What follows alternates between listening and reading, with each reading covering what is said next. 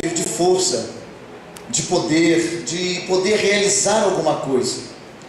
Mas nós sabemos que todos esses, eles eram super-heróis de mentira, eram super-heróis da TV, eram super-heróis criados para realmente impressionar as pessoas. E nós sabemos que eles não existiram de verdade. Mas eu quero falar aqui hoje de um super-herói, de um super-homem que existiu na Bíblia, que podemos dizer que foi o único representante do incrível Hulk, representante de Thor, de He-Man, seja o que for. Existiu um homem que realmente ele era um super-homem. Ele foi criado por Deus com uma missão. Desde o ventre de sua mãe ele foi preparado para realizar coisas extraordinárias na terra. O nome dele é Sansão. Diga comigo, Sansão. O único super-homem que existiu, dotado de força, que vinha de Deus. Amém? E é sobre esse homem que eu quero falar hoje, desse super-homem. E depois eu quero falar de um outro, que é não super, mas é mega super. É maravilhosamente super. Ele pode fazer qualquer coisa. A Kryptonita nunca vai derrotá-lo, porque nele há força e há poder. Mas eu quero falar primeiro desse representante, que é Sansão. Quero convidar você a abrir sua Bíblia em Juízes capítulo 13. E eu quero pregar nessa noite, embora temos pessoas aqui da minha idade, pessoas mais velhas do que eu, mas eu quero hoje me concentrar em você, jovem, você que está aqui hoje. Eu quero falar um pouco para você nesta noite. Amém? Eu vou ser breve. Juízes capítulo 13, todos acharam? Amém? Sentados mesmo. Vou ler para vocês. Diz assim, olha: e os filhos de Israel tornaram a fazer o que parecia mal aos olhos do Senhor. Diga assim: o que parecia mal aos olhos do Senhor. E o Senhor os entregou na mão dos filisteus por 40 anos. Diga, 40 anos. E havia um homem de Zorar, da tribo de Dan, cujo nome era Manoá, e sua mulher era estéril e não tinha filhos. E o anjo do Senhor apareceu a esta mulher e disse-lhe: eis que agora és estéril e nunca tens concebido, porém conceberás e terás um filho. Agora, pois, guarda-te de que bebas vinho ou bebida forte, ou comas coisa imunda. Diga comigo assim mais uma vez: agora, pois, guarda-te de que bebas vinho ou bebida forte, ou comas coisa imunda. Porque eis que tu conceberás e terás um filho, sobre cuja cabeça não passará navalha, porquanto o menino será nazireu de Deus desde o ventre. E ele começará a livrar a Israel da mão dos filisteus. Então a mulher entrou e falou a seu marido, dizendo: um homem de Deus veio a mim, cuja vista era semelhante à vista do anjo de Deus, terribilíssima, e não lhe perguntei de onde era, nem ele me disse o seu nome. Porém disse-lhe: eis que tu conceberás e terás um filho. Agora, pois, não bebas vinho, nem bebida forte, e não comas coisa imunda, porque o menino será nazireu de Deus, desde o ventre até o dia da sua morte. Então Manoá orou instantaneamente ao Senhor e disse: ah, Senhor meu, rogo-te que o homem de Deus que enviaste ainda venha para nós outra vez e nos ensine o que devemos fazer ao menino que há de nascer. E Deus ouviu a voz de Manoá, e o anjo de Deus veio outra vez à mulher, e ela estava no campo, porém não estava com ela seu marido Manoá. Apressou-se, pois, a mulher, e correndo notificou seu marido, e disse-lhe: eis que aquele homem que veio a mim o outro dia me apareceu, Então Manoá levantou-se e seguiu a sua mulher, e veio aquele homem e disse-lhe: és tu aquele homem que falaste a esta mulher? E disse: eu sou.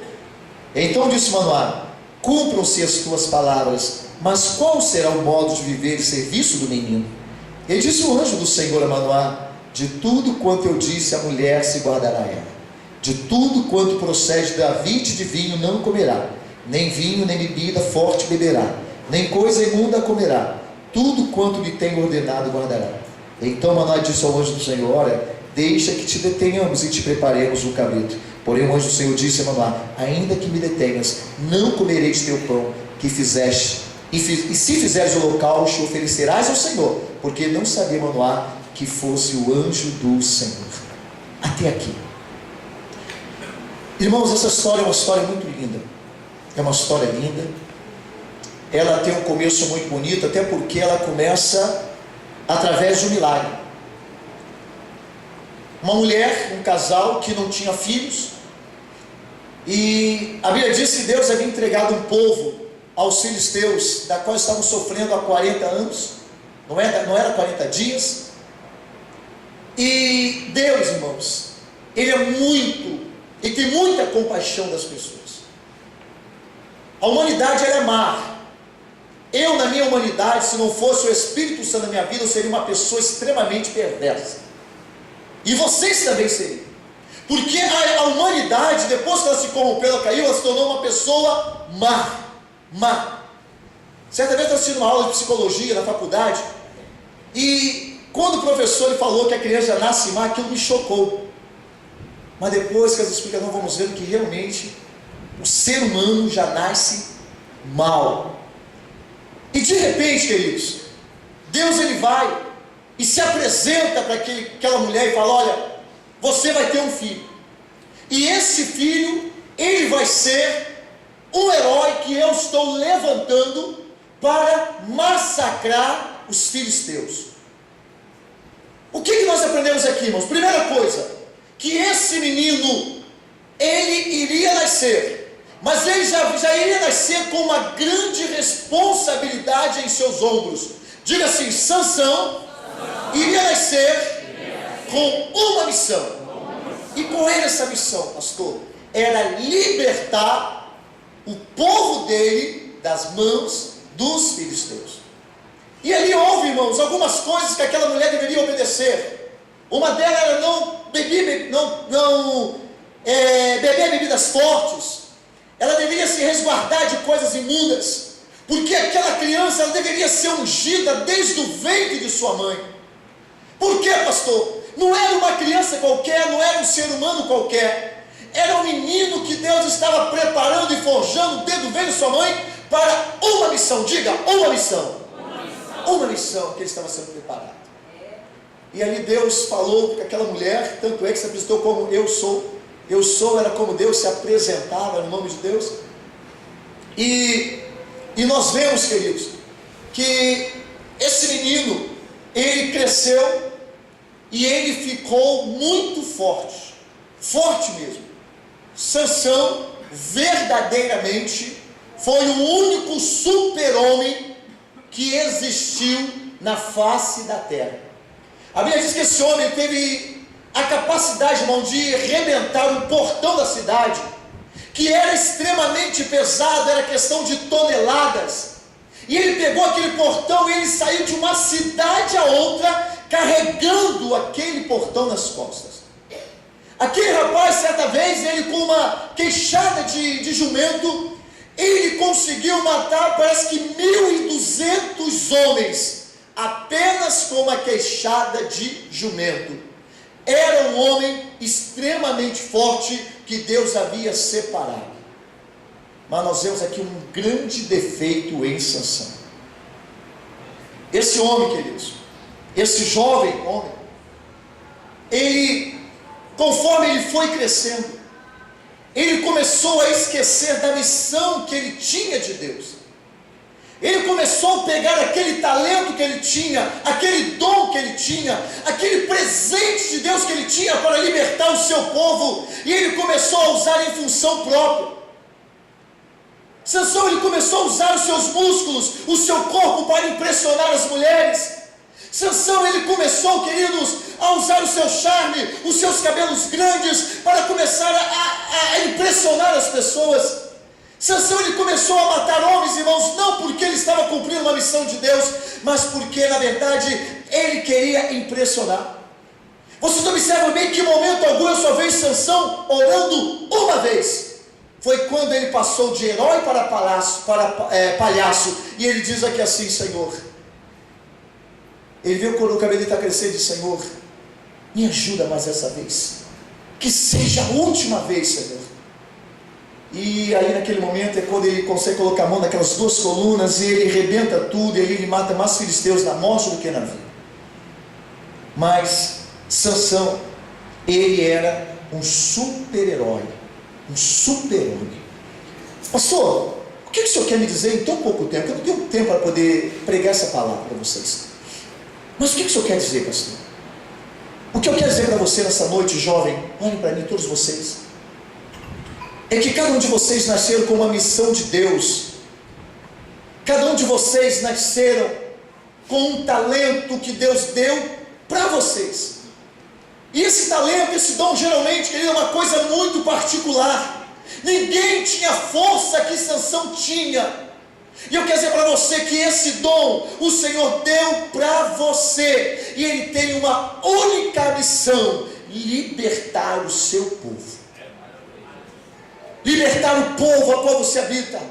Você mora no Brasil, você mora no Rio de Janeiro, você é carioca, você tem uma missão. O dom que Deus te deu, o talento que Deus te deu, é para que você se levante e liberte o Rio de Janeiro das garras de Satanás.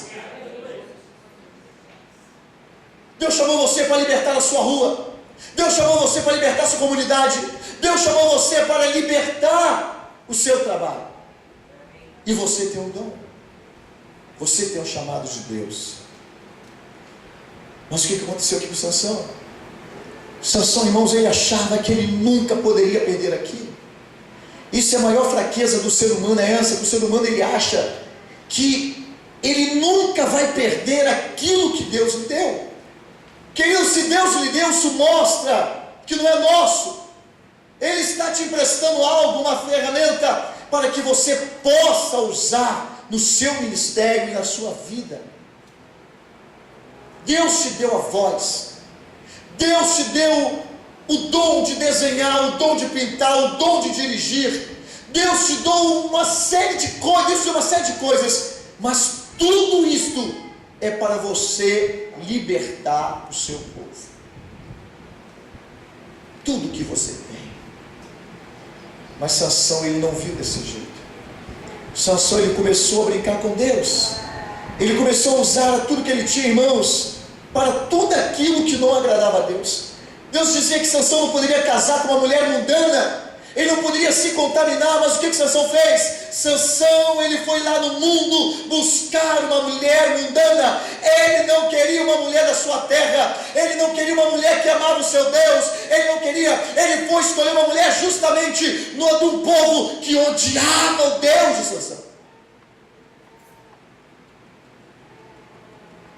Queridos, quantas pessoas buscando coisas que nós aprendemos e sabemos que Deus não aprovou, que Deus não quer, que Deus não deixa, mas ainda assim continuamos buscando essas coisas.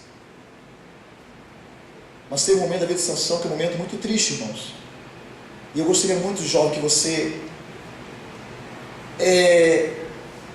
se ligasse muito nisso. Eu tenho alguns versículos na Bíblia que são os versículos que me freiam. E eu quero passar para você. Sansão, depois de ele enganar bastante, depois de ele fazer um monte de bobagem, ele se envolveu com Dalila, os irmãos sabem, né? Com Dalila.